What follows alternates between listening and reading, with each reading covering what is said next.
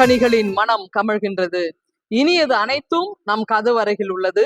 புதிதாய் பறித்தனவும் பல நாள் காத்தவனுமான பழங்களை என் காதலரே உமக்கென்றே நான் சேர்த்து வைத்தேன். இனிமை மிகு பாடல்கள் 7ஆம் அதிகாரம் 13வது வசனம். உன்னத பாட்டு 7:13வது வசனம்.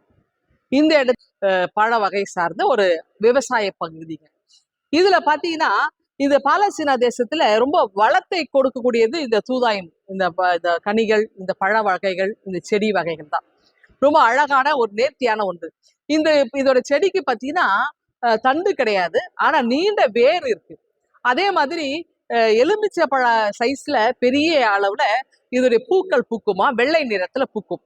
இந்த மனம் எப்படி இருக்கும் அப்படின்னா, பலாப்பழத்துடைய ஸ்மெல் இருக்குல்ல, அந்த பலாப்பழத்துடைய ஸ்மெல் எப்படி இருக்கும், அந்த நறுமணம் எப்படி இருக்கும், அதே நறுமணம் இந்த தூதாயும் பழத்துக்கு இருக்குது.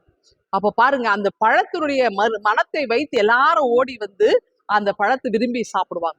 அப்போ இந்த பாலஸ்தீனா பகுதி முழுவதுமாய் இந்த தூதாயும் பழம் ரொம்ப வந்து பிரசித்தியை பெற்ற ஒரு பழமாக இருக்கிறது. எல்லாரும் அதை விரும்பி உண்ணுகின்ற ஒரு பழம், எல்லாரையும் அது கவர்ந்து இழுக்கக்கூடிய ஒரு பழம்.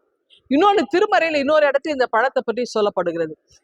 ஒரு முறை என்ன நடந்தது, அந்த கோதுமை அறுவடை நேரத்துல இந்த வயல்வெளிக்கு சென்ற ரூபன் என்ன செய்யறான், அவங்க அம்மாவுக்கு இந்த பழத்தை கொண்டு வந்து லேயாளுக்கு கொடுக்குறாங்க.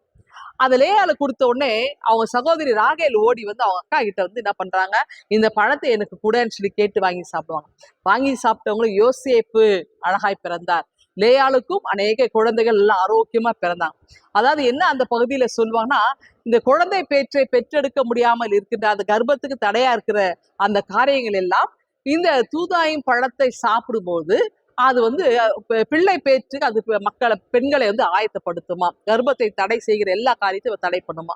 அப்போ நல்ல பிள்ளை, ஆரோக்கியமான பிள்ளை பெற்று எடுக்கக்கூடிய பலத்தை இந்த தூதாயும் பழம் கொடுக்கக்கூடியதா இருக்குது.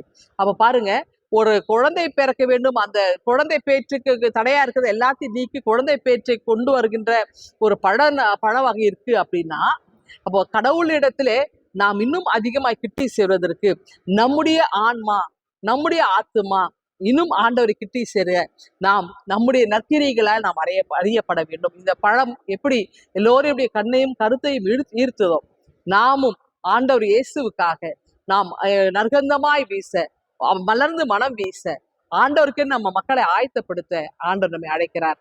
இந்த சிந்தனையோடு இந்த நாளை துவங்குங்கள். ஆண்டவர் உங்களை ஆசீர்வதிப்பாராக. ஆமீன்.